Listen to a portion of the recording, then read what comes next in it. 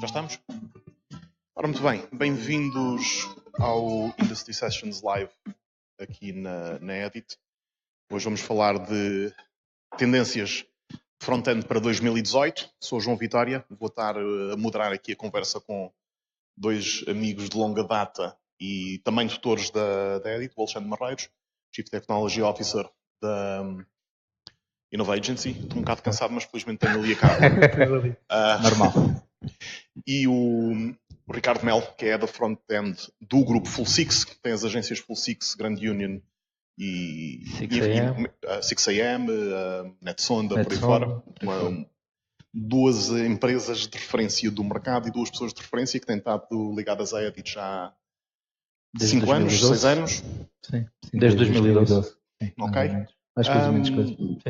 Portanto, vocês hoje vão nos ajudar aqui a decifrar um bocado de qual é que é o futuro do front-end e para a minha própria educação, porque eu estou muito afastado do que é front-end. Eu parei de fazer desenvolvimento em 99, embora lide com equipas. Se calhar a minha primeira pergunta não é uma pergunta, mas podem-me dar um overview de como é que o front-end evoluiu desde que a internet comercial disparou e que temos 80 ou 90% das pessoas a utilizar plataformas de internet?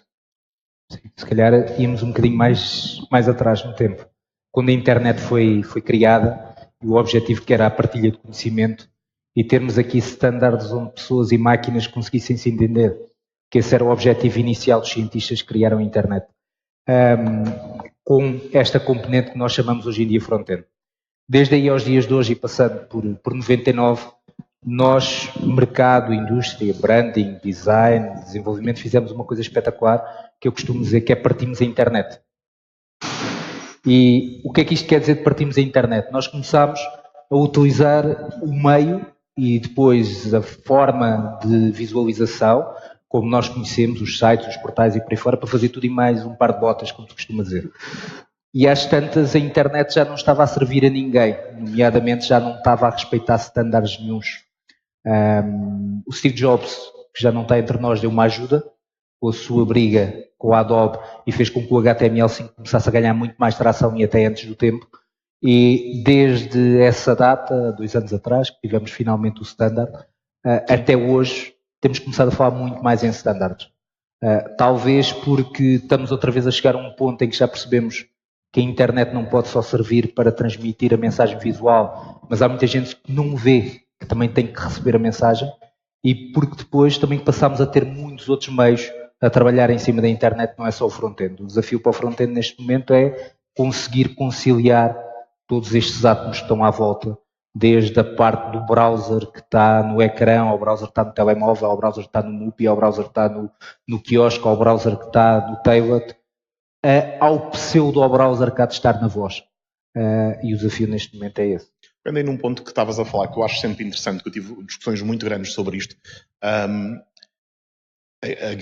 suposta guerra da Apple contra o Flash, até que ponto estamos a falar de uma guerra de tecnologia ou uma guerra de performance? Porque o que se dizia, ou há algumas opiniões que dizem que o Flash era altamente ineficiente em termos de consumo de energia e isto para smartphones era absolutamente fatal. Partilham desta opinião? Sim, eu partilho um bocadinho dessa opinião, que a nível de performance tinha efetivamente alguns problemas e acho que partiu muito por aí, consumo de bateria, a própria performance, o próprio peso dos assets de flash, partiu muito, acho eu, daí a suposta guerra, que não foi uma guerra, foi provar que havia outras maneiras eficientes de conseguirmos transmitir a mensagem visual e interativa. Acho que partiu muito por aí, de provar que era possível e não estar completamente dependente do flash, mesmo a nível dos desktops. O flash era sempre um problema no sentido de que o utilizador tinha sempre que ter o flash instalado. Obviamente que garantíamos ou tentávamos garantir que isso acontecia, mas caso isso não acontecesse, era um problema. E depois, com a adoção dos tablets, principalmente iOS, não é? Onde isso foi verificado, havia muitos problemas desses. As pessoas que queriam aceder a conteúdos que eram feitos em flash e não conseguiam aceder ao conteúdo, ficavam limitadas. E, portanto, acho que partiu muito dessa ideia nessa utopia de que era possível dar uma experiência igual ou superior de outra forma. Agora, falas aí não só dos smartphones, mas também dos tablets. Quando a internet ou o consumo de informação em plataformas baseadas em browser sai só de ser um exclusivo do desktop ou dos laptops e passa a estar nos tablets e nos smartphones, isto inicialmente foi uma dificuldade para developers ou foi uma oportunidade?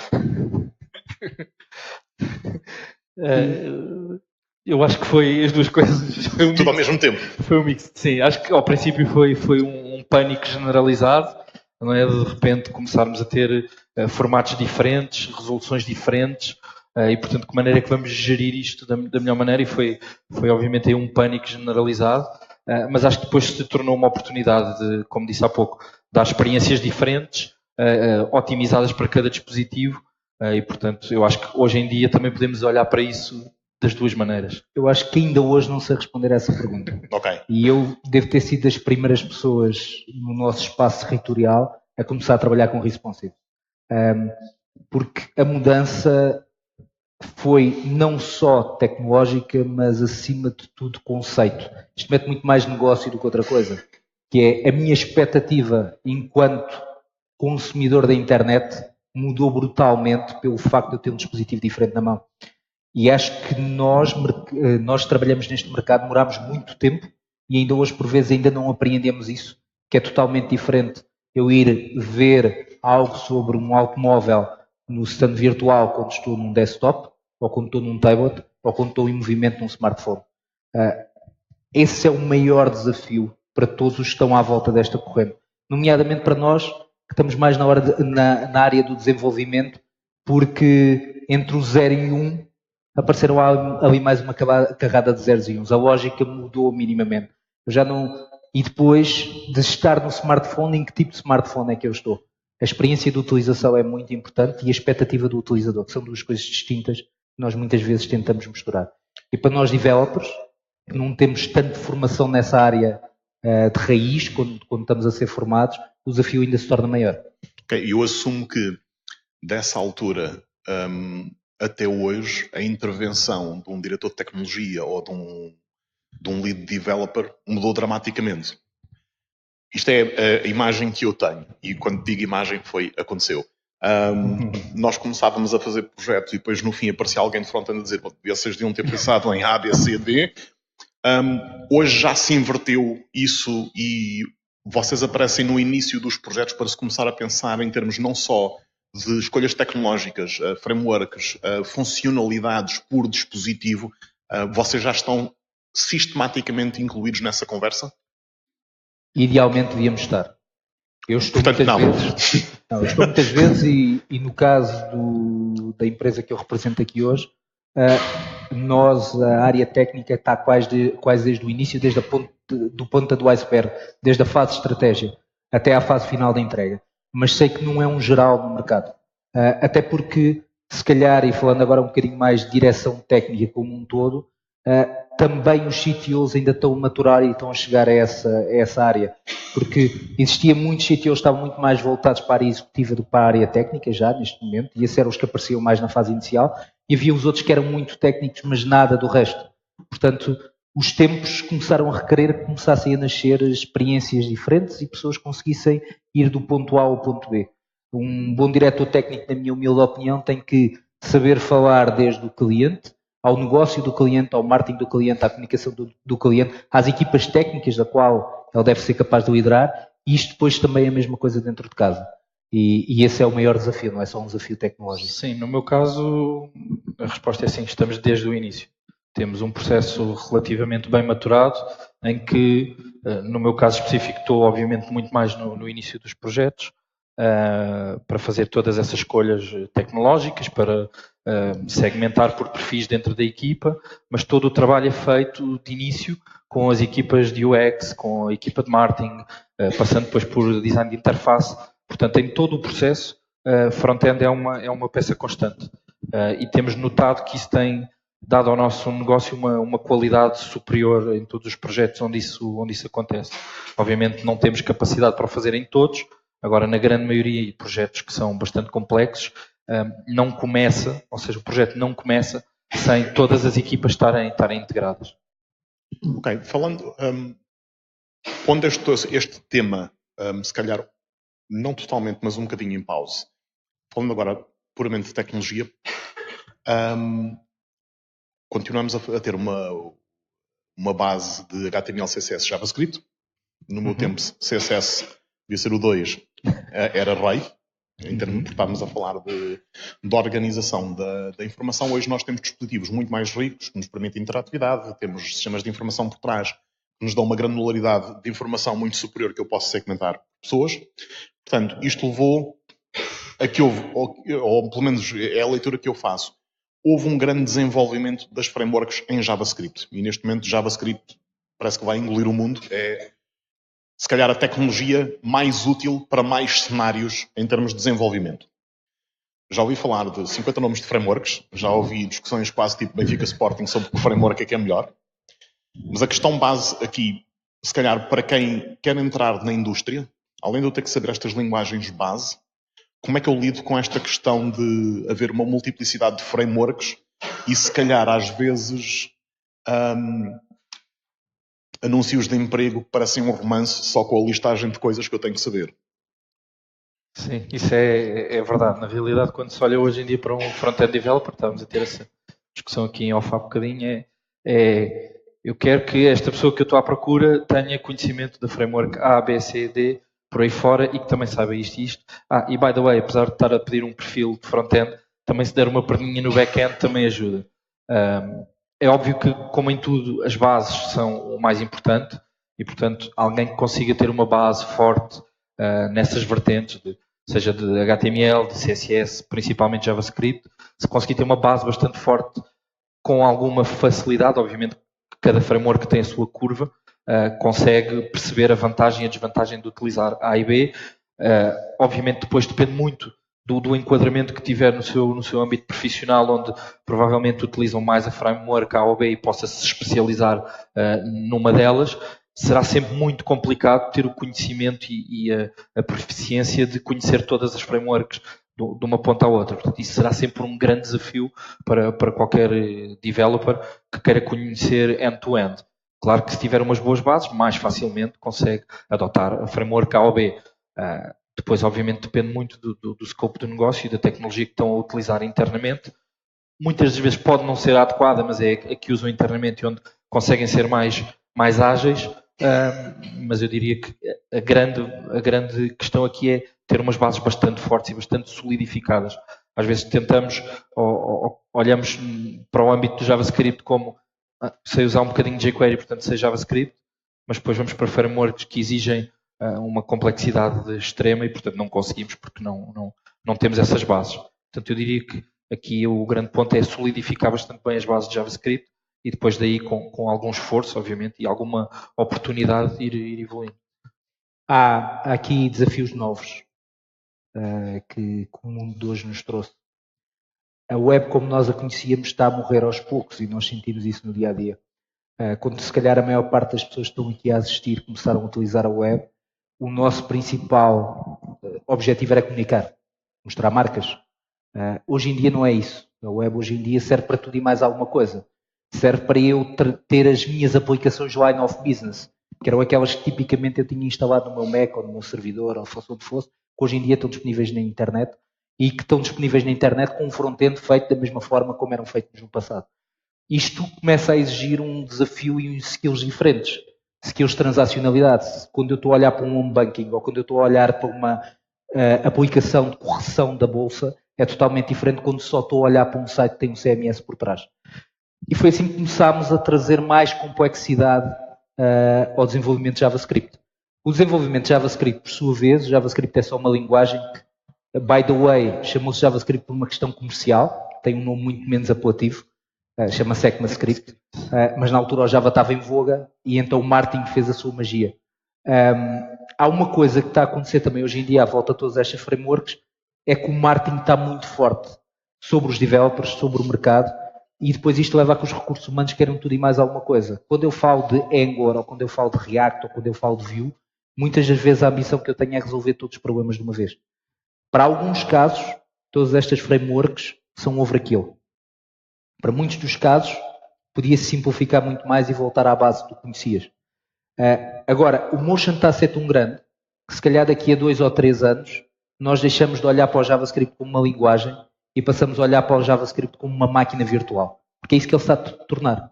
O número de complexidade que eu começo a ter acima do JavaScript é muito grande. Eu, hoje em dia tenho em casa sistemas de domótica, que agora já não se chamam domótica, a funcionar com JavaScript, por base. Portanto, esse desafio leva a que todo o mercado esteja a mexer uma forma de começar a fazer pool de recursos que às vezes nem existem. Porque este front-end developer que nós pedimos hoje em dia, este unicórnio, que é especialista em UX, é especialista em sistemas de design, mas na parte de implementação, é especialista de JavaScript, especialista de HTML, especialista de CSS, e depois mais as frameworks todas que produzem CSS, muitas das vezes é um conjunto de roles dentro da organização. E não só uma pessoa. Ok. Posto isso, eu se quiser entrar no mercado agora e voltar a ser front-end developer, além de ter que reaprender tudo, que eu já me devo ter esquecido de praticamente tudo, embora se calhar os fundamentos são os mesmos, no que é que eu pessoalmente deveria de apostar em termos de framework? Como é que eu consigo olhar para o que o mercado me pede e dizer, ok, destas 10, estas 2 são fundamentais? Há alguma forma de pessoas novas ao mercado conseguirem perceber isto? Aquilo que eu costumo dizer às pessoas que me vêm perguntar isso é algo tão simples como: que tipo de trabalho é que tu queres fazer no futuro? Tu queres estar mais vocacionado para os sites, para a ativação social, para a ativação de marketing, para a chamada Smart Web, começa a nascer? Queres estar mais vocacionado para o line of business? Porque dependendo do sítio para onde eu quero agulhar, se calhar a tecnologia é diferente. Apesar de depois haverem essas guerras todas. Quando se fala em React, é incontornável falar em Angular. E eles dois dão-se mal. Mas quando eu falar em Angular, é incontornável falar que há 2 versões em produção de Angular ao mesmo tempo, por acaso também são mal uns com os outros. Portanto, eu tenho é que perceber, se eu quero mais enterprise, se calhar Angular é o caminho. Se eu quero soluções muito mais rápidas e para projetos muito mais rápidos, se calhar o React é uma solução mais engraçada. Se eu estou a pensar em fazer mobile, utilizando tecnologias web, React Native é o caminho. Mas há uma coisa que é incontornável e que pouca gente está a fazer neste momento, e acho que esse é o maior erro, que é: eu tenho que aprender primeiro um bocadinho de JavaScript, porque senão é overkill. Sim, eu vou um bocadinho mais atrás. Eu acho que, e é esse o desafio que nós tentamos um bocadinho aqui na Edit com as turmas de front-end, que é ir efetivamente às bases. E aqui, obviamente, temos que ir às bases do JavaScript e aprender pela base, mas acho que às vezes é um bocadinho, eu senti isso no meu início de carreira, que o próprio HTML e o próprio CSS eram desvalorizados. Portanto, aquilo não servia para grande coisa.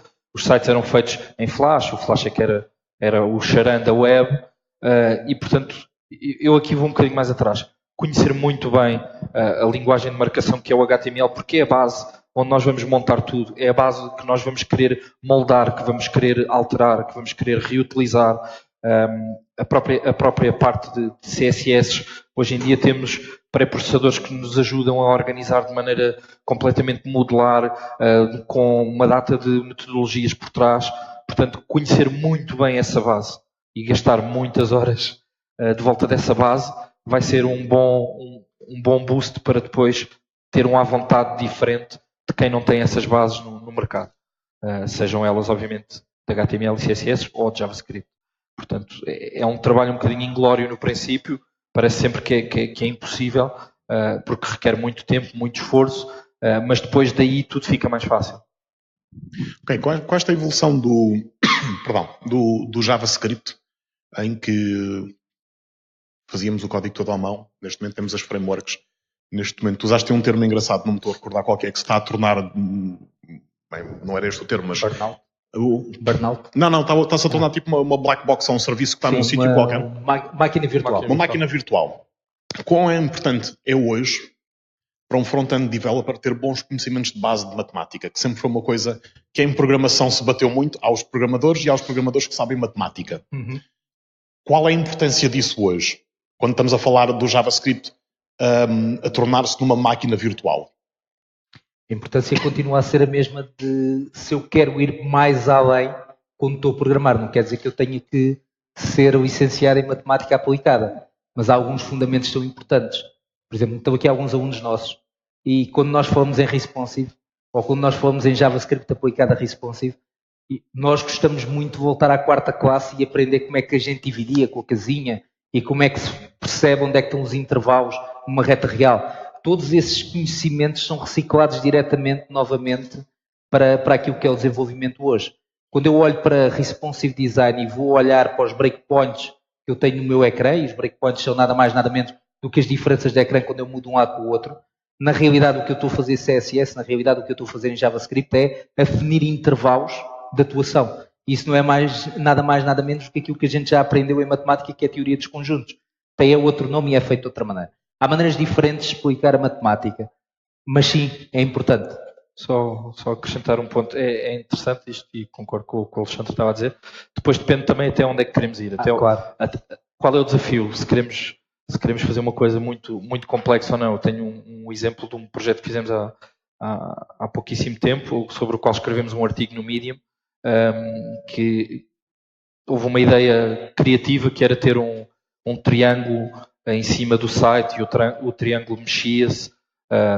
E portanto tinha também a interação do rato e portanto os vértices mexiam e cada vez que o utilizador entrava no site o triângulo tinha que ser diferente e portanto uma coisa que nos parecia muito trivial deu um artigo de Medium de umas quantas páginas para explicar toda a matemática que está por trás e dos cálculos que foram precisos fazer, as divisões que foi preciso fazer no ecrã enquanto dispositivo para garantir que o triângulo tinha sempre um tamanho diferente, um rácio diferente e portanto que a interação com o próprio triângulo era garantida e portanto isso depende até onde queremos ir. É verdade.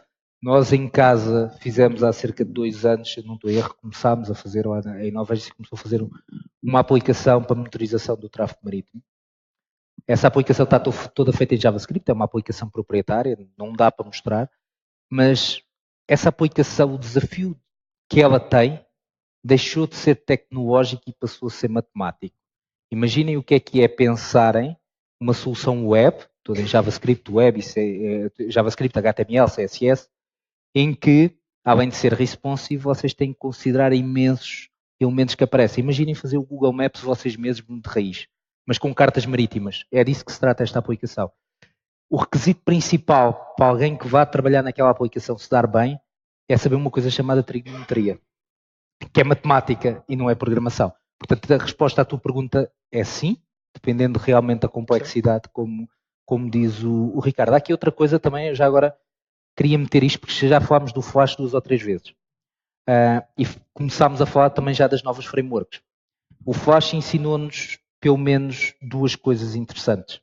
Uma era os motores de busca ou os crawlers da Google e da Bing e por aí fora não gostavam do Flash, porque não conseguiam ler o que lá estava. Isso voltou a ser verdade com muitas destas frameworks. Quando eu estiver a trabalhar com Angular e com os famosos SPAs, hoje começa-se a falar muito, que são as páginas simples da aplicação, eu volto a não ter capacidade de SEO. Portanto, vou ter que aplicar muitas das vezes as mesmas soluções que aplicava nesse tempo.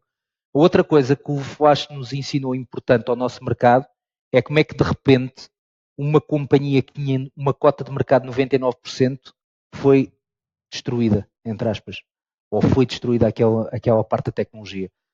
Numa altura em que nós todos queremos ser Angular ou React Developers ou aquela coisa dos anúncios que estávamos a falar há bocado. Portanto, quer os RHs, quer as pessoas que estão na nossa posição, quer os diretores gerais, quer às vezes os clientes, devíamos repensar o modelo de para onde é que estamos a caminhar, porque às tantas estamos a tentar agarrar outros flashes diferentes. Portanto, a base da web continua a ser fundamental.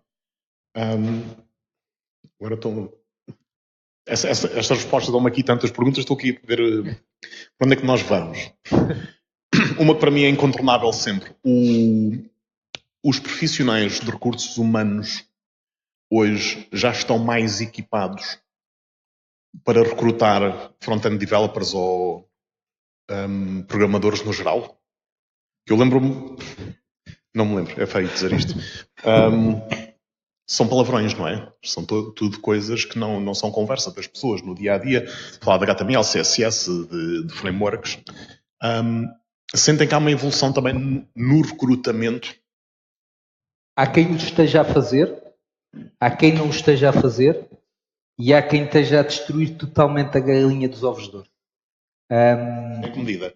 Em que medida? Porque a tecnologia, e eu estou só há 18 anos neste mercado, e eu nunca vi a tecnologia com um boost tão grande como tem hoje em dia.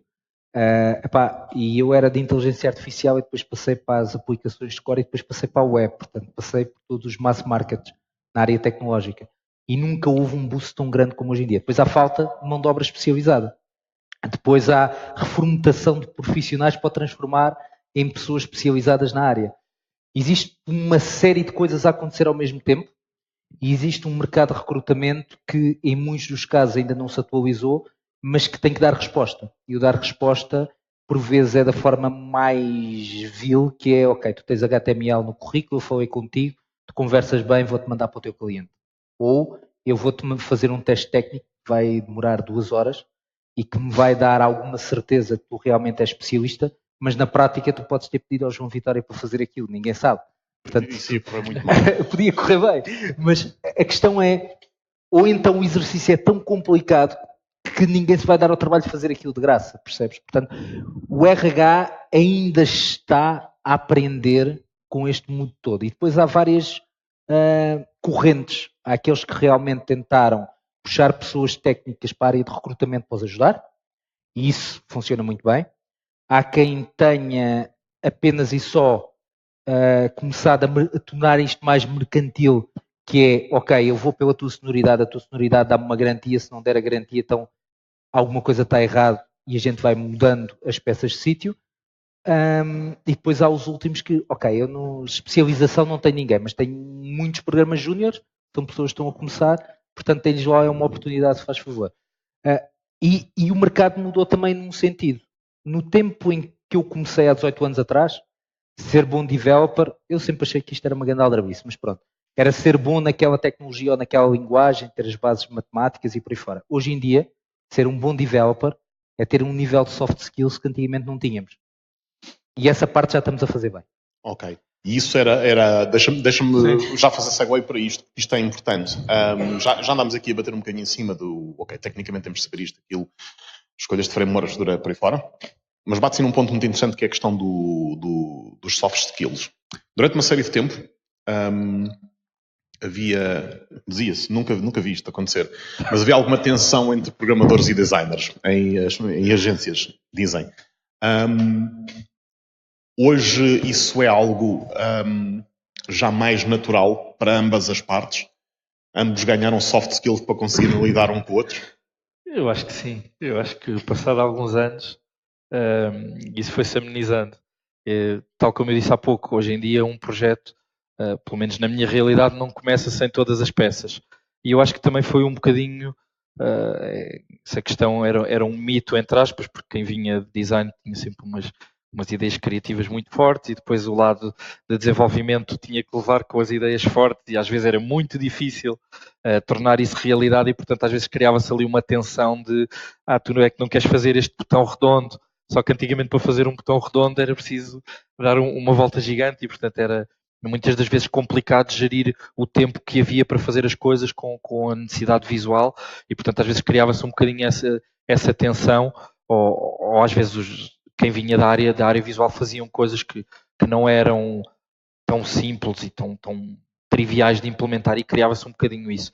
Eu acho que hoje em dia, com cada vez mais pessoas que vêm da área visual a quererem perceber como é que a web funciona, a quererem perceber o que é que está por trás e a perceberem um bocadinho, porem-se um bocadinho no lugar do developer e vice-versa, não é? Porque é fácil, entre aspas, dizermos põe-te no meu lugar, mas também temos que nos pôr no lugar da outra pessoa e perceber que criativamente aquilo pode fazer sentido e é complexo, mas temos que dar um bocadinho de nós de ambos os lados. Eu acho que isso hoje em dia está cada vez mais fácil de trabalhar. Ok, eu tenho assistido muito isto aqui, vocês também estão aqui aulas connosco. Acho interessante, muitos designers têm vindo à procura de formação do X, algum deles de front-end. Isso é uma conversa que não é para hoje nós estamos a falar de front-end. Mas há claros benefícios de alguém que já tem um bom nível de especialização de front-end começar a estudar UX UI? Pronto, continuando aqui um bocadinho a conversa que o Ricardo estava a começar e voltando à pergunta atrás, porque elas estão interligadas. Aconteceu uma coisa em 2007 que ajudou muito a que, de facto, os dois lados começassem a entender um bocadinho melhor. Porque o maior problema era um problema de egos, a começar. Uns tinham muito, outros tinham muito pouco. E isto tornava difícil correlacionarem-se. Era um problema de linguagem, falavam linguagens totalmente diferentes. E o que aconteceu foi, em 2007 apareceu um rolo novo que não vingou, que eram os chamados diviners. Foi uma coisa criada pela Apple e pela Microsoft, por motivos diferentes, em que tentavam juntar pessoas que vinham da área do design e pessoas que vinham da área do desenvolvimento, todas em cima de uma ferramenta que ia servir para resolver o problema que ninguém estava a conseguir resolver. Nem os melhores gestores de projeto estavam a conseguir resolver. A seguir a isso começou a acontecer uma curiosidade muito grande, a curiosidade dos designers perceberem o que é que os outros senhores estavam a fazer na cave e a curiosidade dos senhores da cave perceberem o que é que os outros senhores estavam a fazer no ateliê. E isto levou a que muitos developers fossem aprender o UX, eu por exemplo fiz esse move, e muitos designers viessem perceber um bocadinho como é que funcionava a programação. E isto permitiu fazer com que começasse a haver uma linguagem mais comum. Portanto, eu diria que se calhar o UX tornou-se a matemática, ao fim e ao cabo, neste mundo, e fez com que as partes começassem a falar. Depois, o resto são microculturas que nascem. Há sítios onde isto já está a funcionar muito bem, há sítios onde isto ainda não está a funcionar. Eu diria que quanto maior for a organização, maior é a probabilidade de ainda não estar totalmente intrínseco a esta cultura de todos trabalharem com todos. Nas startups, este problema nunca ouvia acontecer. Este problema do designer, porque eles veem-se muito como camaradas e estão muito a ombro a ombro. Quando tu começas a ter uma estrutura muito grande, é mais complicado para as pessoas que estás a falar. E acho que esse é o grande desafio que os diretores criativos têm e que as pessoas como nós têm, que é meter toda a gente a falar a mesma língua e entenderem-se. Ok. Algo que já deixei aqui um bocado mais para trás. Tocaram aí na questão dos tablets e dos smartphones.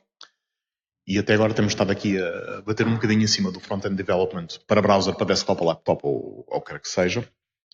E também para consulta em browsers, em dispositivos móveis. Mas nós, enfim, a cultura das apps continua muito presente no nosso dia-a-dia.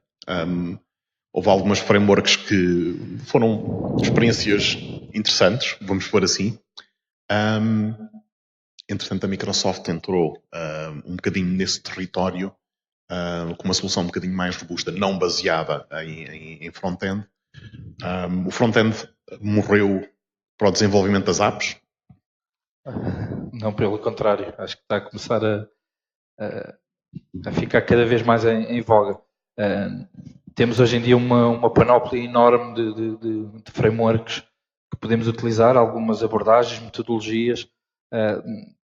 Em alguns segmentos está comprovado que as pessoas utilizam ou instalam cada vez menos aplicações nos telefones e, portanto, estamos hoje em dia numa era de PWAs, de Progressive Web Apps, que basicamente capacitam um website de funcionar como uma aplicação, digamos, nativa. E, portanto, isso dá ao utilizador a capacidade de entrar num determinado portal, num website, adicionar aquele URL ao seu ecrã e, a partir daí, ter uma experiência praticamente seamless como está a utilizar uma app sem ter instalado nada no seu telefone. E, portanto, isso, os PWAs hoje em dia estão cada vez mais a ser cada vez mais utilizados, com bastante sucesso. E, portanto, temos outra alternativa, também temos React Native hoje em dia, já também há muita gente a desenvolver em cima dessa framework, e portanto eu diria que não está morto, está vivo e recomenda-se para o futuro. Aliás, isto muito atrás já começou a ser ensaiado e vários o tentaram fazer, que é, há uma coisa que a área da web tem que as outras áreas mais aplicacionais lhe falta, que é a criatividade. As mentes mais criativas de facto estão a trabalhar na web e os developers com maior potencial para tornar esses sonhos reais estão a trabalhar na web. Os meus outros colegas todos que me desculpem, mas é verdade. E essa é uma das razões porque muitas empresas que constroem frameworks estão a utilizar realmente a parte da web para gerarem user interface. O Windows, por exemplo, a plataforma Windows, e muitos que me conhecem sabem que eu era um grande fã, ainda sou, tinha uma coisa engraçada, que era nós podíamos programar para nativo para o Windows em HTML e JavaScript. Isto foi uma coisa que passou muito ao lado de muita gente. Qual é que era a estratégia? Era trazer realmente essas mentes criativas para lá. A OutSystem, há um tempo atrás, esse gigante que nos deve deixar todos muito orgulhosos em Portugal, passou a atacar também o mercado das mobile apps. As mobile apps da OutSystem são híbridas, têm uma componente que é React. Portanto, as tecnologias web cada vez estão a ser mais utilizadas para o outro lado, precisamente pela flexibilidade. E é verdade que as plataformas mais robustas dão-nos para fazer uma série de coisas, mas quando chegamos àquela componente de tornar mais agradável e criar experiências mais imersivas, de facto, estas tecnologias da web estão muito mais maturadas e têm profissionais muito mais capazes de o fazer. E as PWA, e eu acho que essa é a primeira sigla a notar, de facto, eu acredito piamente que vão ser uma das tendências para 2018. E já está a acontecer. Nós começámos a falar de PWAs em 2016, muita coisa aconteceu, e hoje em dia aquilo já está maduro o suficiente para começar a ir para a produção. Ok, eu vou fazer aqui um pequeno desvio, que eu estou mortinho para fazer aqui uma pergunta. Foi a primeira que me apareceu na cabeça quando me desafiaram para vir aqui, mas quero construir um bocadinho em direção a essa pergunta. Neste momento, fala-se muito de inteligência artificial, machine learning, todas as suas derivações. Que oportunidades e que desafios é que isso trazem para o front-end? Uma panóplia deles, é uma imensidão. Ainda há pouco tempo vi uma experiência que será uma oportunidade ou não, mas de uma inteligência artificial produzir front-end, portanto lamento, mas... Uma das coisas é o desemprego. O desemprego poderá ser uma ameaça, claro que ainda num nível muito básico, e portanto aí temos que perceber de que maneira é que isso nos pode ajudar, porque lá está, vimos de um meio que queremos transmitir interface, criatividade, imersão, portanto eu acho que na realidade o humano atrás do teclado vai sempre ser necessário e vai sempre conseguir trazer algo de positivo. Agora, a inteligência artificial pode nos ajudar a evoluir, a sermos mais ágeis em alguns segmentos. Por outro lado, isso traz uma panóplia grande de oportunidades para o front-end developer. Hoje em dia, da maneira como eu vejo o front-end e, na realidade, como eu vejo tecnologia é um todo, e estamos a falar disso, ainda agora recuperar a temática do RH, que pedem tudo e com a expressão do Alexandre, um par de botas, na realidade, desde Node, desde os Views, Angular, React, etc., todas as frameworks, temos também hoje ao dispor muitas ferramentas que nos ajudam também a construirmos inteligências artificiais, a conseguirmos construir experiências com o uso da voz. E, portanto, eu acho que isso está hoje em dia ao alcance de um front-end developer com algumas skills e que consiga com relativa facilidade criar, por exemplo, um bot com alguma personalidade e que tenha um sistema de machine learning por trás, seja, por exemplo, o IBM Watson ou qualquer outro que a gente possa e que tenhamos à mão para utilizar. Há uns tempos também fiz uma experiência de criar uma pequena AI que conseguíamos, através de uma interface, ir ensinando essa AI alguns comportamentos. Portanto, eu acho que começa-se a abrir uma porta que antigamente podíamos olhar e dizer, não, isto está completamente restrito a apenas engenheiros, cientistas e etc. E começa a massificar, e se nós estivermos muito atentos àquilo que é o mercado, hoje em dia conseguimos interligar coisas tão brilhantes como uma AI com VR, com AR, que são tudo coisas que hoje em dia temos disponíveis para a web. E, portanto, é uma questão de estarmos um bocadinho atentos e irmos beber esse conhecimento, fazer algumas experiências, testarmos, procurarmos, lermos, falarmos com outras pessoas, porque daí é que vai surgir a evolução. Portanto, eu acho que a AI vai-nos trazer algo muito interessante. Pá, eu só estou muito feliz. Porque, sim, tu vens exatamente daí. De repente, os meus três das minhas paixões juntam-se: a tecnologia, a web e o AI. O resultado disso, acho que nenhum de nós ainda sabe o que é que vai acontecer. Acho que vão acontecer coisas muito interessantes, mas há outros desafios antes. Um é não chamarmos a AI a tudo. E depois há outro desafio que não tem tanto a ver com a AI, tem a ver mais com o marketing, e que se calhar nem toda a gente ainda tem na agenda, que é as nossas soluções web são todas fantásticas, principalmente as de comunicação, mas comunicam sempre no mesmo tom. E pessoas diferentes, se calhar têm tons diferentes. E se calhar os nossos websites têm que ser um bocadinho mais smart. E aí sim, por um lado temos a recolha de dados, por outro temos o tratamento dos dados e depois temos a ação sobre os dados. Essa disciplina já tem nome e tem uma parte que está relacionada com a AI, mas acho que esse será o primeiro passo em que vamos ver a AI mais perto do website. E há quem já o esteja a fazer, e bem, a Amazon já o faz muito bem, e outros players grandes também já o estão a fazer muito bem. Ainda a pergunta que manda aqui a atormentar há uma semana, e acho que durante muito tempo isto para mim vai ser algo que eu vou ter que me debruçar, toca exatamente na questão da voz. Portanto, cada vez mais os sistemas back-end conseguem chegar a dados muito granulares, muito targetizados a cada pessoa mais depressa. Cada vez a multiplicidade de informações que nós temos sobre as pessoas é maior. Uhum. O poder computacional que nós temos nos nossos bolsos hoje em dia com smartphones é algo que quando nós começámos todas as nossas carreiras nunca pensávamos. Isto era para além da ficção científica. E aparece esta questão da voz. Do Siri, do Home, do Alexa, por aí fora. Na minha opinião, houve um aparelho que fez aqui o trigger, pelo menos de se pensar uma nova oportunidade, que são os fones wireless da Apple. Que podem parecer uma coisa muito simples, mas de um ponto de vista de engenharia, aquilo é para além da ficção científica que nós já temos hoje em dia, em termos de gestão da energia, em termos de reconhecimento da voz. Juntando isto tudo, um dia vai deixar de ser esquisito nós andarmos a falar sozinhos. Ou ainda mais, aparentemente sozinhos, porque já parece, se a pessoa não tiver a ver o telemóvel, mas muito rapidamente, e quando estes sistemas de voz perceberem bem português europeu, que ainda é uma dificuldade, e é esquisito para as pessoas não brasileiras falarem português brasileiro, eu sinto que vai haver uma necessidade menor de tirarmos os telemóveis dos nossos bolsos.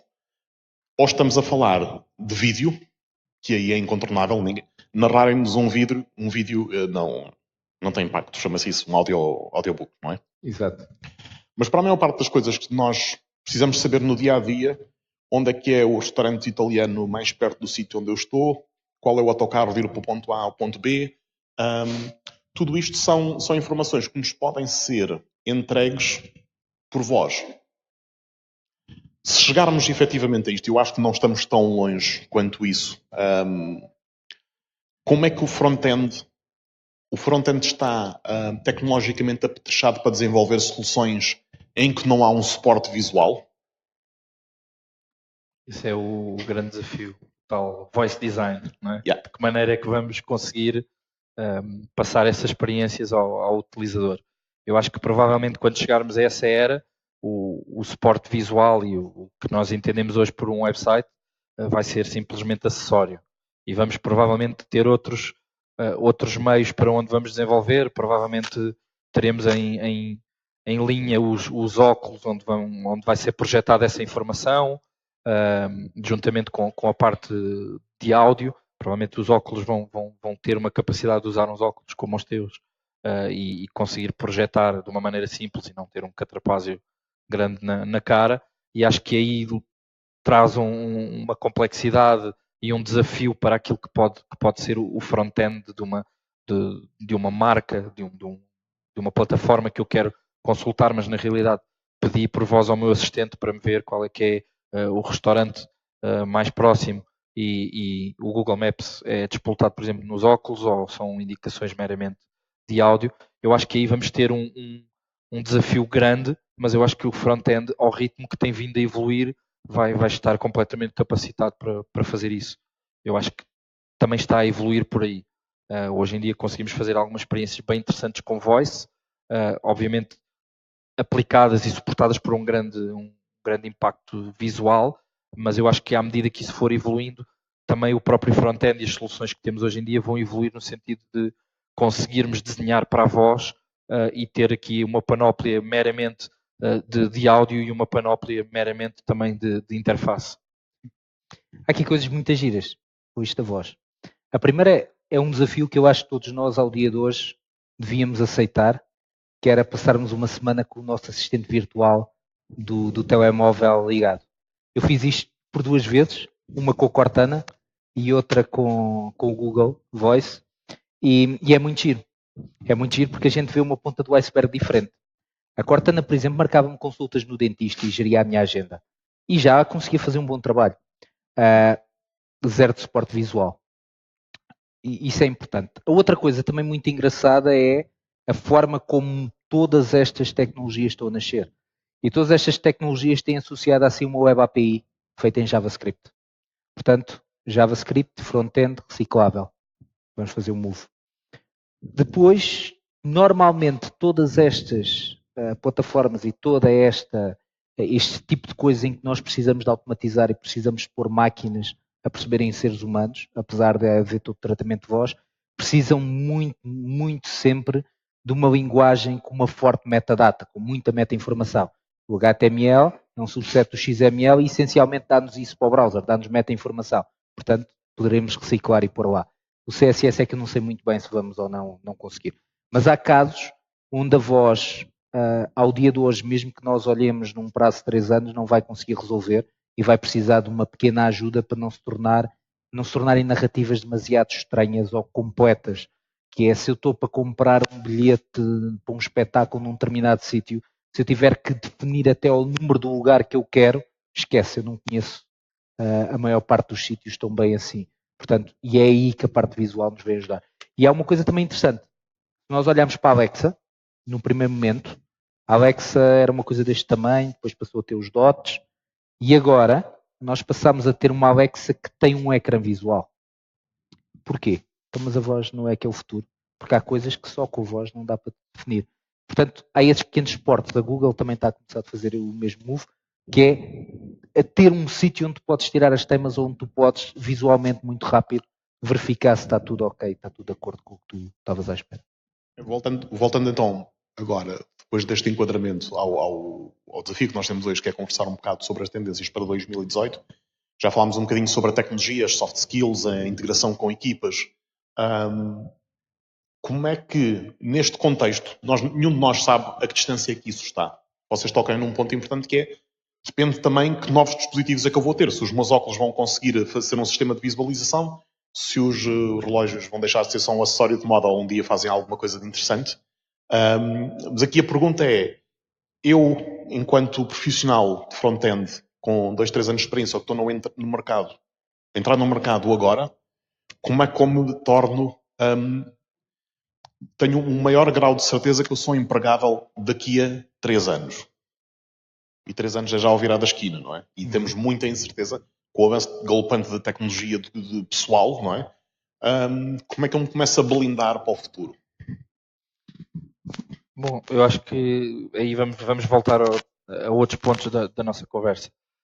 Ter umas boas bases e caso não tenha a possibilidade, ou se estou a entrar agora no mercado e não tenho ainda um portfólio por trás que me apoie, ou alguns anos de experiência aqui ou ali, um dos conselhos que eu dou é façam sempre projetos próprios.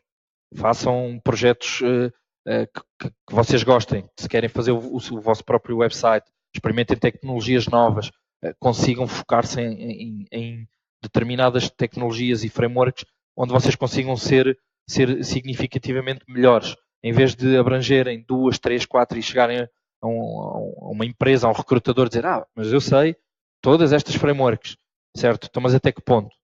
De uma ponta à outra? Tudo? Claro que não. Portanto, mais vale especializar, olhar um bocadinho para o mercado, tentar falar com escolas como a Edit, como a Tronic, que fazem recrutamento, perceber de que forma é que o mercado está a querer evoluir e tentar apontar certeiramente. Não querer apontar para tudo, porque isso vai ser muito difícil e, portanto, ter umas boas bases, prepararem-se caso não tenham a oportunidade, como eu disse há pouco, de fazerem projetos para a OB, apostarem, por exemplo, numa rede de freelance, tentarem fazer alguns projetos por conta própria, não terem medo de os fazer. Uma das coisas, um dos conselhos que eu tento passar aqui na Edit é, principalmente os alunos que se conhecem aqui, acabam por criar um networking interessante e, portanto, não tenham medo de abraçar esses desafios. juntem-se 2, 3 alunos, façam um projeto, têm sempre a ajuda dos tutores, terão sempre alguém que os vai ajudar a evoluir. Ou na vista, Exato. não vale uma coisa para mal. Sim, está sempre pronto. Portanto, eu acho que isso é interessante, não pararmos porque tiramos um curso e estamos à espera de entrar no mercado, fazer alguma coisa por nós e ter alguma coisa para mostrar.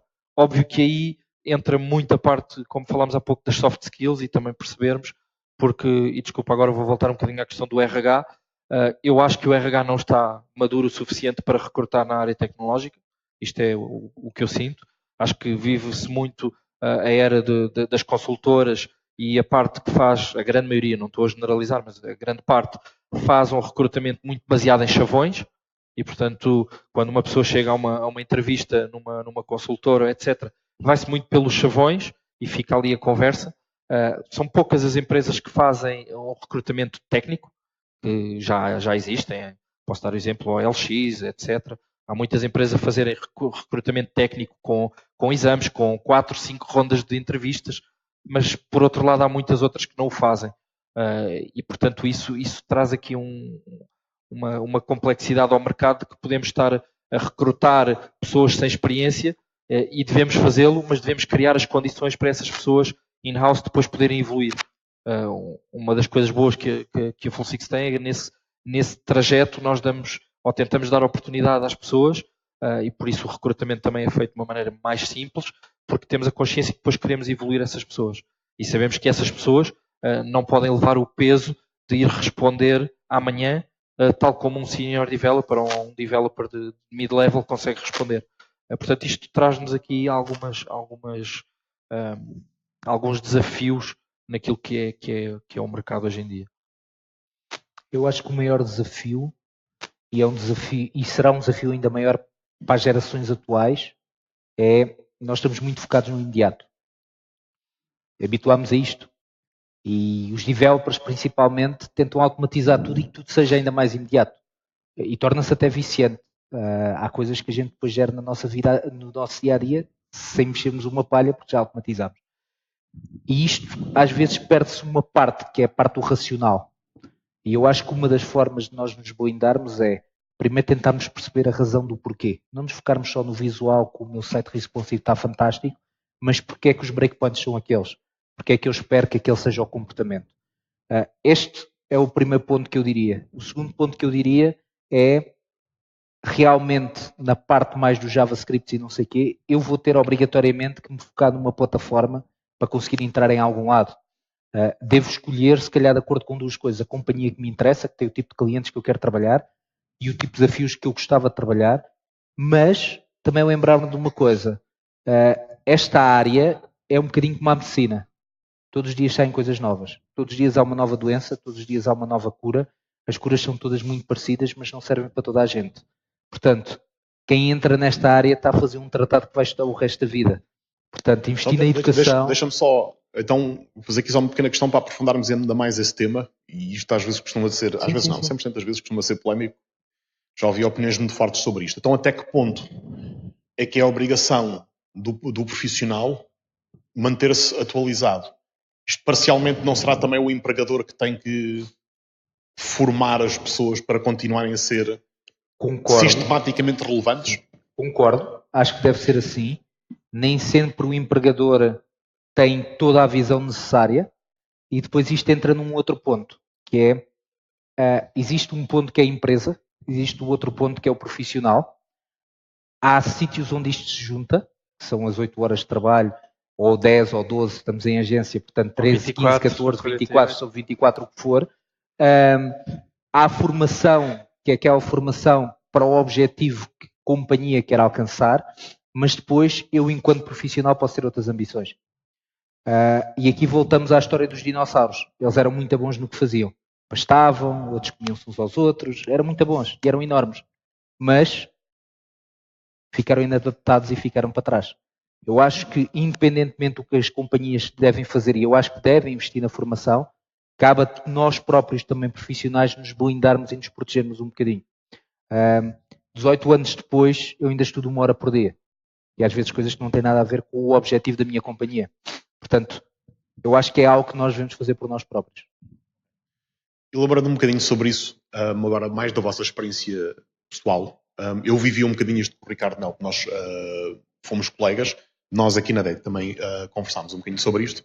Nós, quando fomos colegas, eu tinha o chapéu da inovação, tendo o background tecnológico, tinha que fazer chamados projetos das cenas incríveis. Ok? O que é que hoje, para vocês, é um projeto extraordinariamente apetecível em termos de aplicação da tecnologia front-end? Isto numa altura em que IoT está a deixar de ser uma buzzword e uma realidade. Sim, acho que podemos ir aqui por várias vertentes. Podemos ir pela vertente do IoT, podemos ir pela vertente VR, AR. Bom, vou deixar um bocadinho esses chavões. Eu acho que hoje em dia há um tipo de projeto que é extremamente desafiante e que não tem necessariamente que ter uma grande skill técnica na questão das frameworks e etc. E por isso é que eu vou escolher isto que vou dizer, porque acho que é mais acessível e que são desafios grandes que se põem hoje em dia, que são tudo o que tem a ver com design systems. Há bocado falámos nas PWAs, eu acho que os design systems também vão ser uma tendência a evoluir a partir deste ano, já há uns anos para trás já existem, mas a construção de um design system é algo que tem aqui uma componente muito forte na questão que falámos para trás, da interação de todas as equipas. E, portanto, na componente do front-end podemos ou não abordar com a utilização da framework A ou B, mas uma coisa que tem que estar intrínseca é toda a componente de base. Um bom entendimento do que é o CSS, um bom entendimento do que é HTML e, portanto, com estas bases sólidas e com a integração com outras equipas, a construção de um design system eu acho que é um desafio enorme nos dias de hoje. E cada vez mais vemos empresas a adotarem vários design systems. A Apple tem o seu Human Interface Guidelines, temos o Material Design da Google, a Salesforce tem o Lightning, portanto, por aí fora, grandes empresas têm os seus próprios design systems e equipas que os desenvolvem e que os mantêm, porque não é só desenvolver e está aqui e entregam, desenvolver e manter, documentar, e portanto eu acho que aqui são coisas que podem ser feitas de um ponto de vista de interação com várias equipas, que o resultado final é certamente um desafio enorme.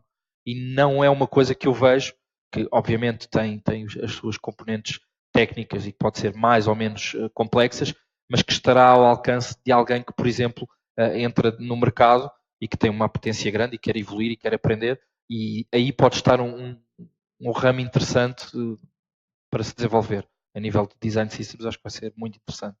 A nível de front-end development, concordo totalmente com o Ricardo. Juntava-lhe só mais um ingrediente. Isto mais vocacionado para o lado das PWAs, onde ainda é terreno por devastar, onde há muita coisa que nós não temos a certeza, mas que todas as grandes marcas já têm certeza de uma coisa. Aquilo de facto vai ser o próximo big thing que vai acontecer com o web development. Portanto, eu acho que sim. Acho que esse é o desafio. Até porque tem um desafio económico muito interessante.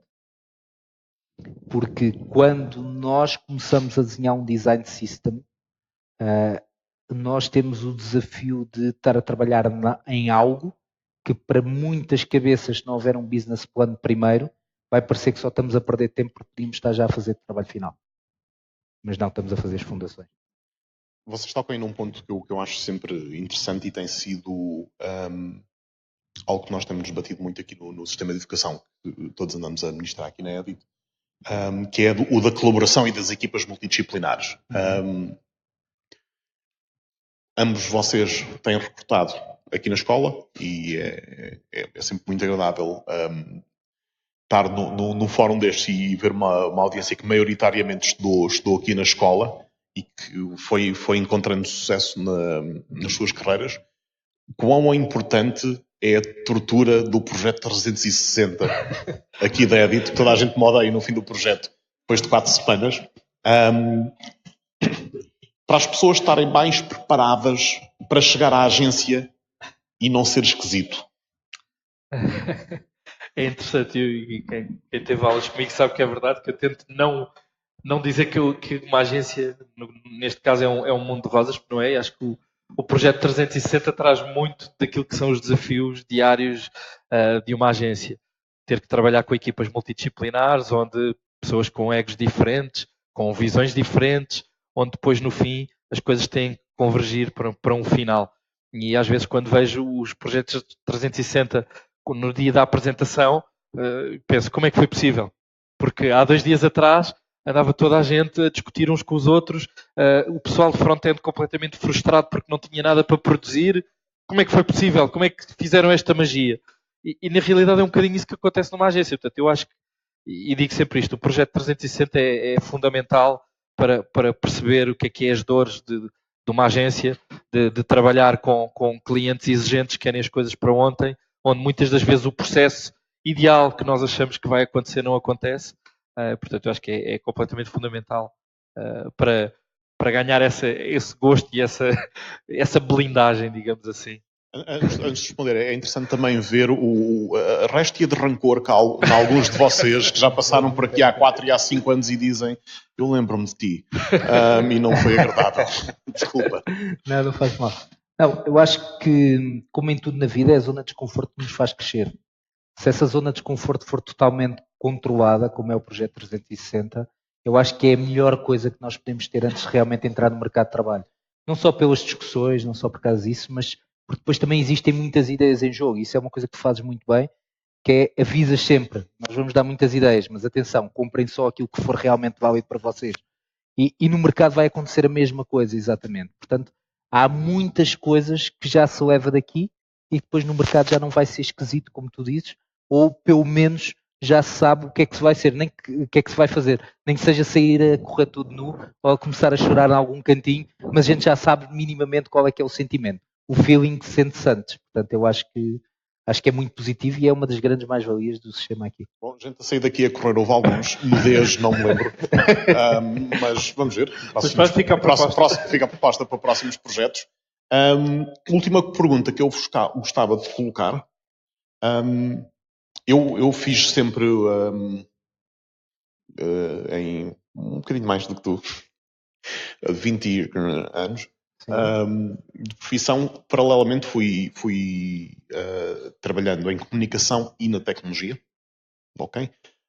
Que me levou já há algum tempo a fazer liderança de pensamento, seja com o nome pomposo de direção criativa, ou seja com outros. Eu tenho noção que sou um bocadinho atípico, porque eu tenho um background de tecnologia e consigo ter uma conversa. E, aliás, quando eu e o Mel fomos colegas no grupo Full Six, era uma alegria conversarmos, porque finalmente alguém sabe o que é que nós estávamos a dizer. Isto estamos a falar já há alguns anos atrás. Mas hoje, cada vez mais, a tecnologia faz parte das soluções que qualquer tipo de agência, qualquer tipo de empresa que trabalha no espectro da comunicação de marca tem que ter em atenção.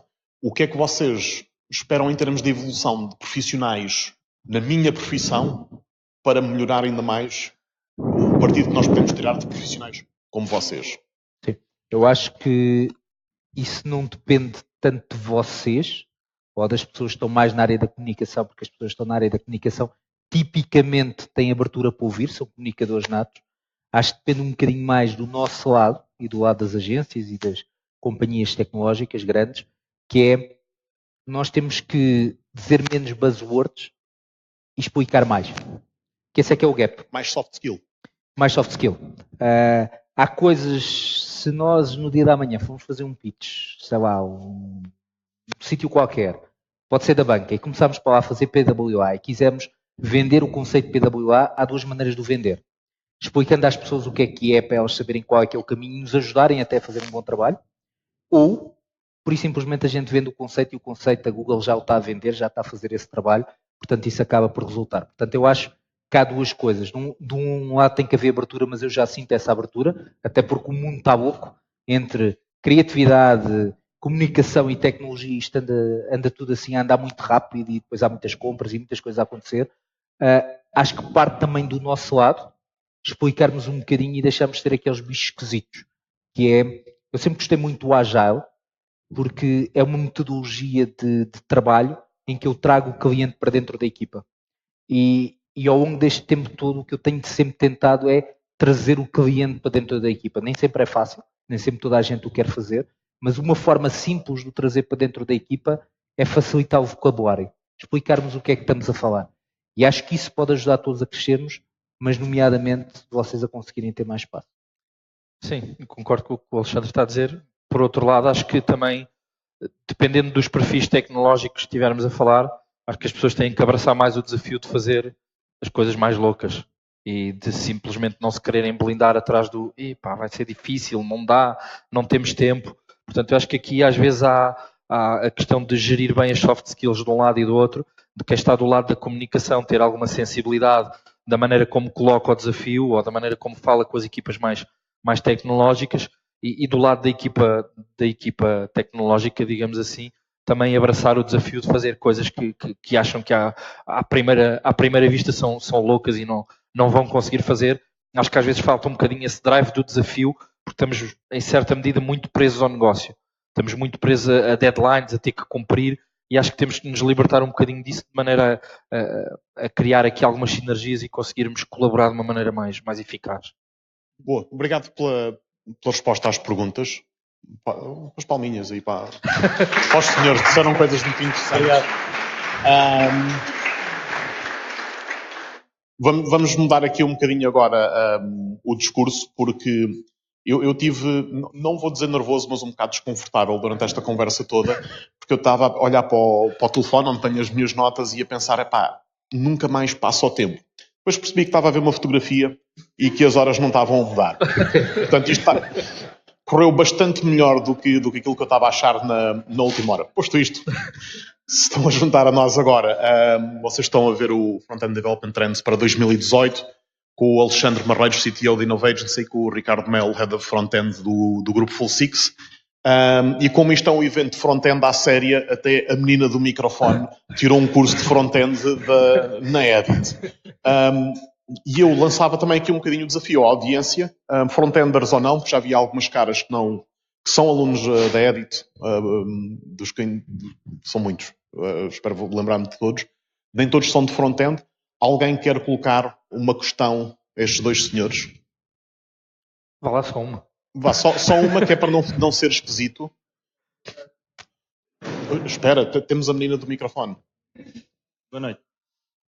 Vocês falaram várias vezes dos recursos humanos e como tentam recrutar os melhores recursos para as empresas, mas não falaram de como é que as universidades preparam esses recursos para entrar nas empresas. Isto pelo simples facto que, por exemplo, hoje em entrevistas mais técnicas se perguntam coisas como é que se gera uma sessão em PHP e a pessoa responde, a framework faz isso. Se calhar isso será também culpa da má formação que está a surgir nas universidades, tendo em conta o facilitismo, preparando a pessoa para usar a framework e esquecendo os conhecimentos base que as pessoas devem ter. Ou seja, e depois nos CVs procura-se essa pessoa sabe trabalhar com a framework A, B ou C e não entender como é que a coisa funciona por baixo. Pois se não há framework, a pessoa também não sabe fazer nada. Não consegue construir as coisas de raiz. Não acham que também poderá estar um bocadinho a existir essa cultura de facilitismo por parte do ensino superior? Deixa-me te responder. E eu não vou apontar a mira só ao ensino superior, mas ao ensino em geral.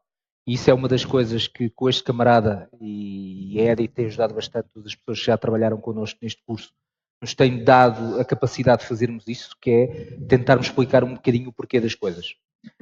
As universidades precisam de se adaptar e se atualizar de uma série de coisas. Nomeadamente, há muitos cursos onde nem sequer o front-end é abordado. Fala-se um bocadinho PHP lá pelo final e pronto. E tu então depois vais pôr PHP no currículo. Deveria ser uma baseline de qualquer curso universitário, principalmente se estivermos a falar de engenharia, explicarem o porquê das coisas e darem-nos alguma capacidade de crítica face às tecnologias. Quando tu aprendes uma nova tecnologia, por exemplo, todo o filme deve começar de novo e não deves começar logo por comparar, isto é melhor ou pior que aquilo. Isso é algo que nos tem que ensinar, é verdade. E que depois nós, também, que tenhamos rolos destes, temos que ajudar os júniores que entram a ganharem esses skills se não os tiverem.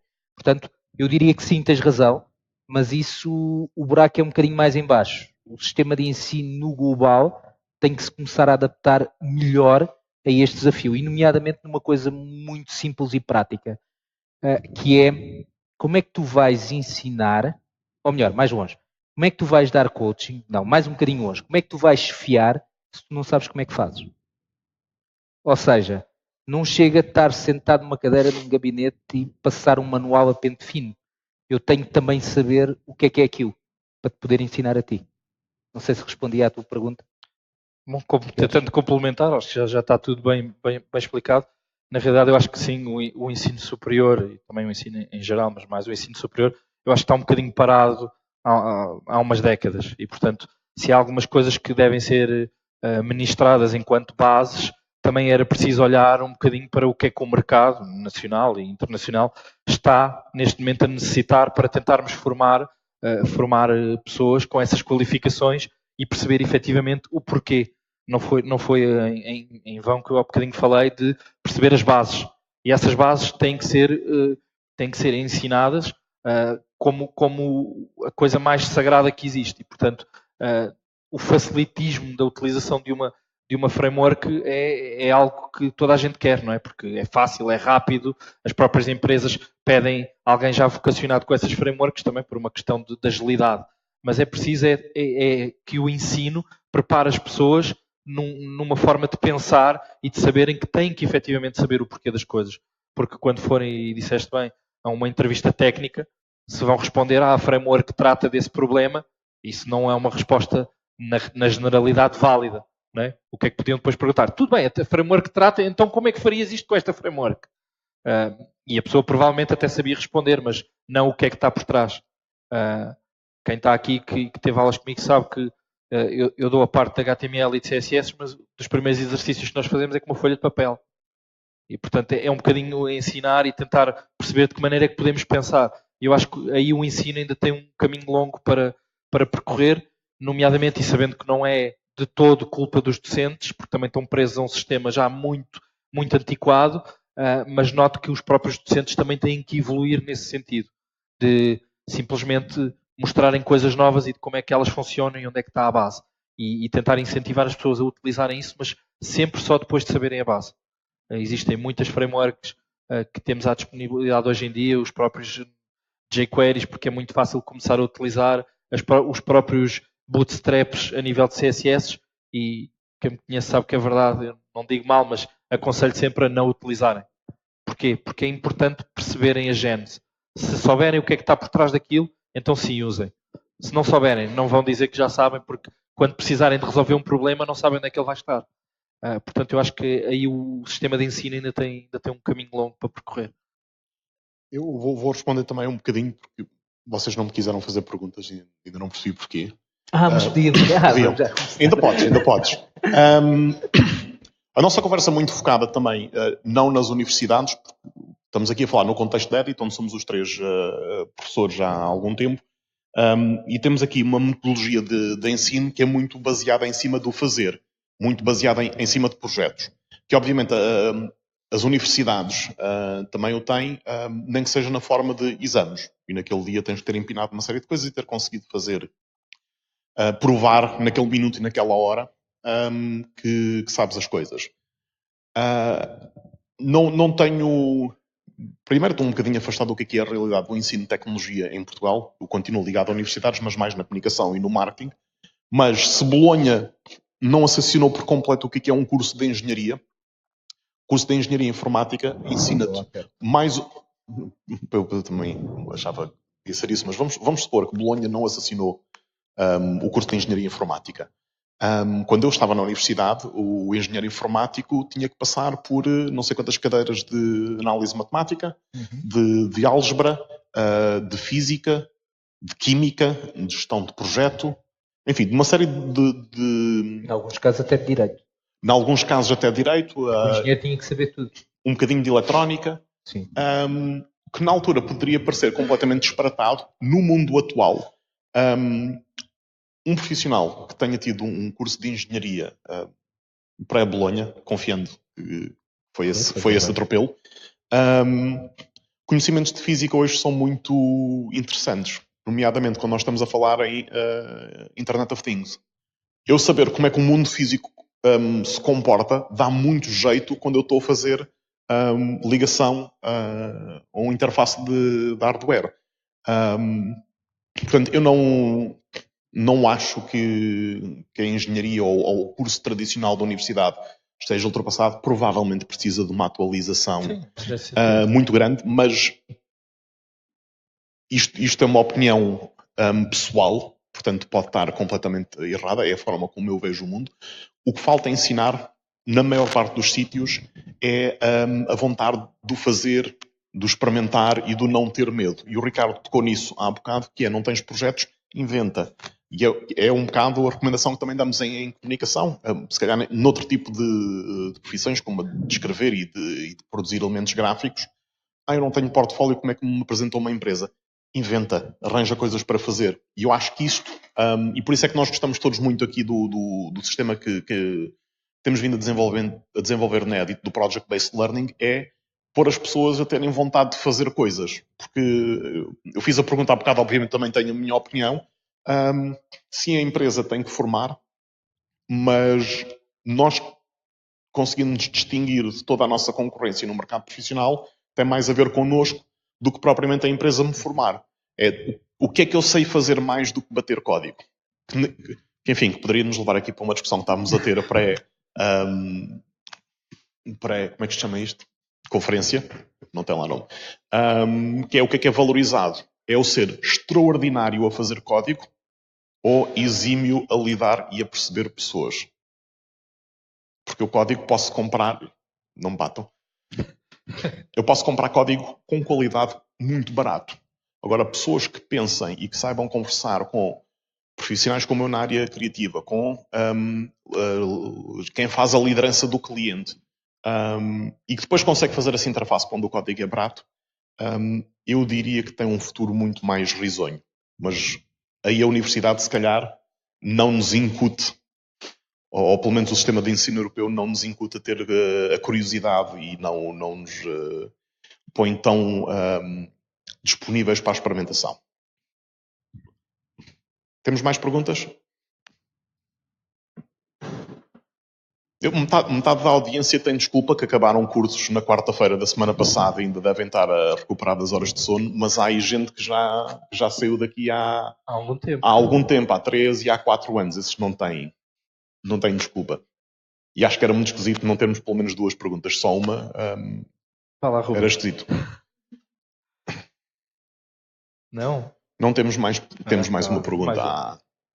Olha. Como é que estás, Ruben? Olá. Obrigado. Falámos aqui sempre em áreas demarcadas, que era front-end de um lado, design do outro. Existe aqui a possibilidade de termos uma terceira área que funde as duas?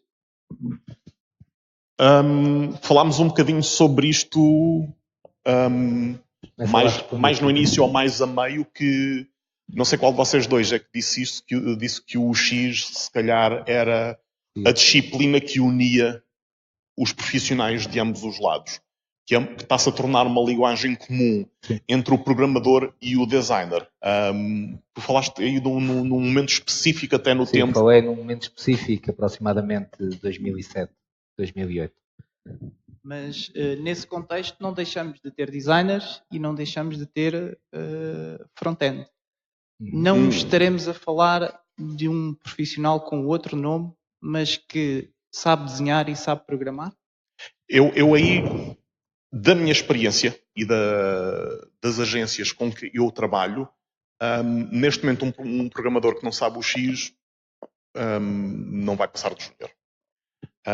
Um designer que não entende pelo menos as tecnologias de front-end e que não consegue trabalhar o X tem uma carreira com um teto mais baixo.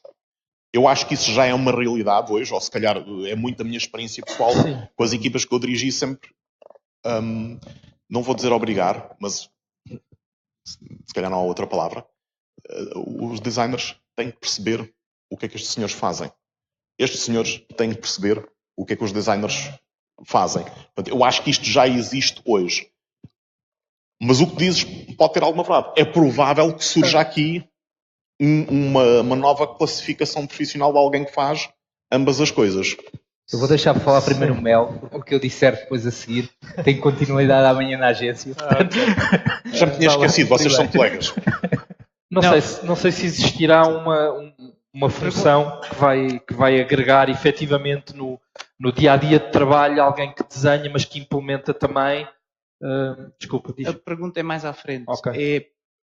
Estaremos a falar numa componente em que o designer não desenha no Sketch, mas desenha no HTML. Direto.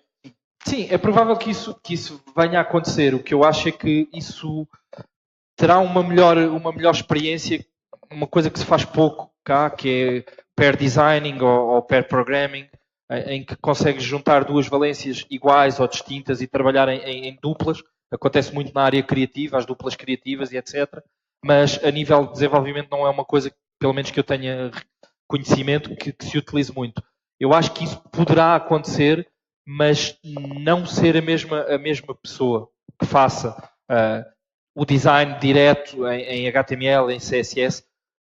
Não sei até que ponto é que isso poderá ser viável a nível de carga de trabalho e até do próprio método, não é? Porque enquanto hoje em dia temos um método muito tradicional de desenhar, o cliente aprovar, alterar 50 vezes, depois ir para a equipa de desenvolvimento, quando a equipa de desenvolvimento acaba, o cliente quer alterar o design, e portanto temos aqui um processo que ainda não é muito ágil.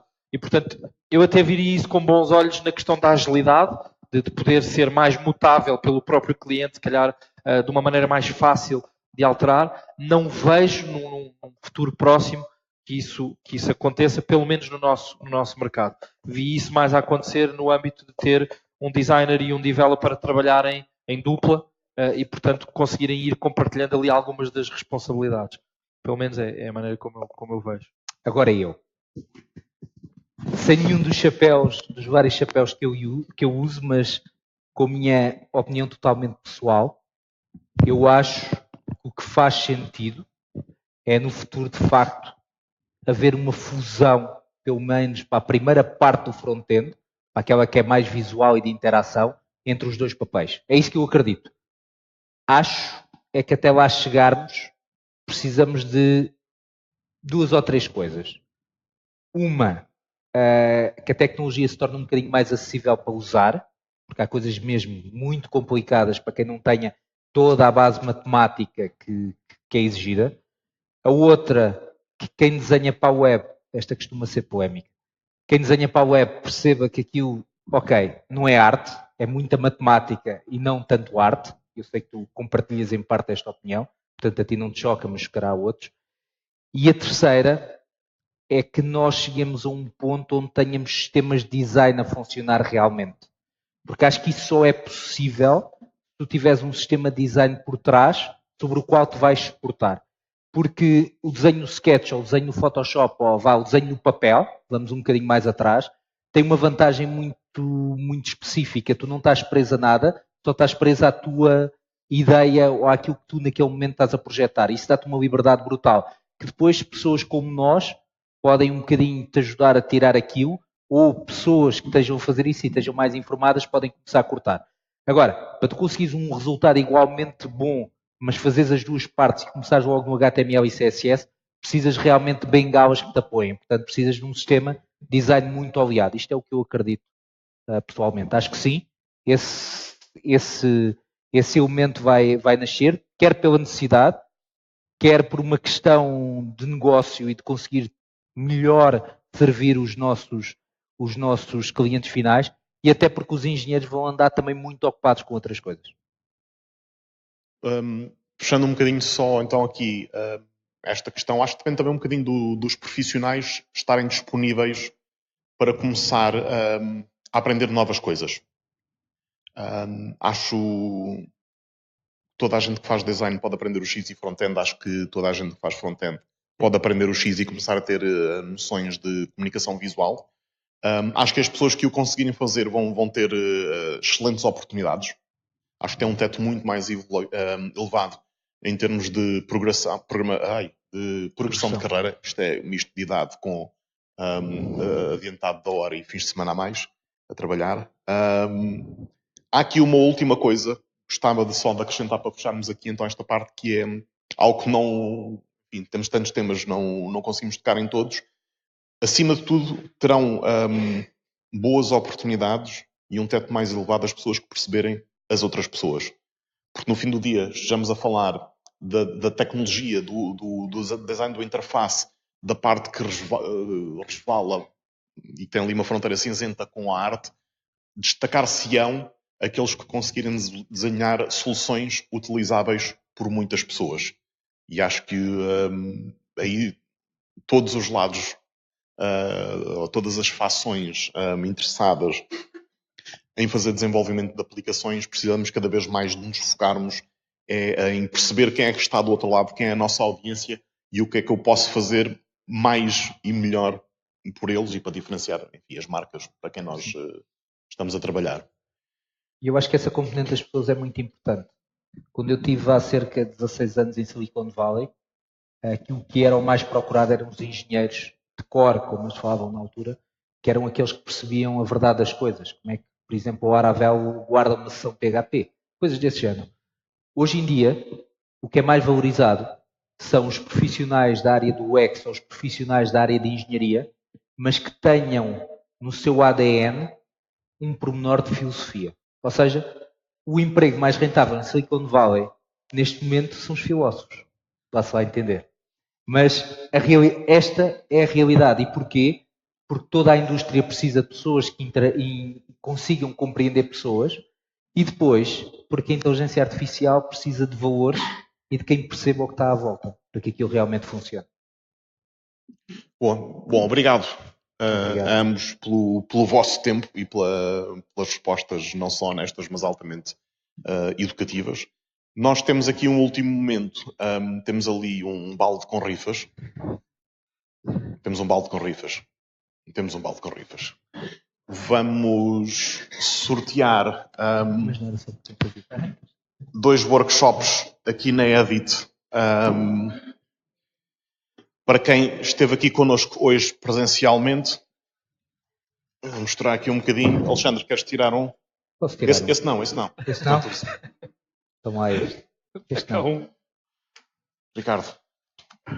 Então este não tem número. Que é... É o 72? Não, 27. 27. Quem é que tem o 27? Então, e para ficarmos na casa dos 20, 25.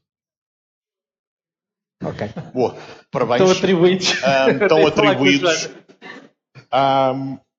Bom, vamos dar por encerrada a sessão. Mais uma vez, muito obrigado. Obrigado a vocês. Obrigado. Vieram até a Edit. Obrigado a todos. Obrigado a quem esteve aí do outro lado a ver a nossa sessão. E até à próxima sessão do Industry Sessions. Não deixem de visitar o site da Edit. E até outro dia. Obrigado. Obrigado.